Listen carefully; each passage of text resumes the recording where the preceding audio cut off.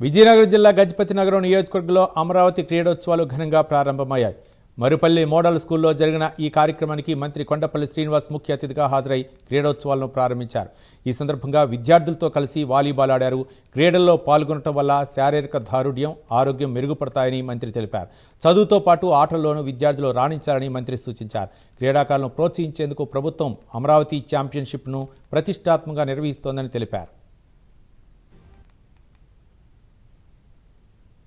ఈరోజు కొత్త సంవత్సరం పిల్లలందరూ కూడా స్కూల్స్కి ప్రమోట్ అయ్యి నెక్స్ట్ క్లాస్కి వెళ్ళడం జరిగింది. నిన్న మొన్న పేరెంట్ టీచర్ మీటింగ్ పెట్టుకోవడం జరిగింది. తల్లికి వందనం కింద ప్రతి పిల్లలకి చదువుకున్న ప్రతి తల్లికి కూడా ఎంతమంది పిల్లలు ఉంటే అందరికీ కూడా గౌరవ ముఖ్యమంత్రి గారు, మా యువ నాయకులు నారా లోకేష్ గారు 15,000 రూపాయలు ప్రతి పిల్లవాడికి ఇవ్వడం జరిగింది. అయితే హోలిస్టిక్ ఎడ్యుకేషన్, అటు చదువు ఒకటే కాదు, ఫిజికల్ ఎడ్యుకేషన్లో కూడా కాంపిటేటివ్ స్పిరిట్ ఉండాలని, స్పోర్టివ్ స్పిరిట్ ఉండాలని స్టేట్ లెవెల్ కాంపిటీషన్స్ పెట్టడం జరిగింది. అటు అన్ని గేమ్స్లో వాలీబాల్ కానీ, ఖోఖో కానీ, అథ్లెటిక్స్ కానీ అన్నీ కూడా పెట్టడం జరిగింది. ముఖ్యంగా నేను ఈరోజు గజపతి నగరం నియోజకవర్గంలో మరిపల్లి స్కూల్ క్యాంపస్లో ఉన్నాను. ఇక్కడ పిల్లలతో నేను కూడా వాలీబాల్ ఆడుకోవడం జరిగింది. చాలా సరదా అనిపించింది.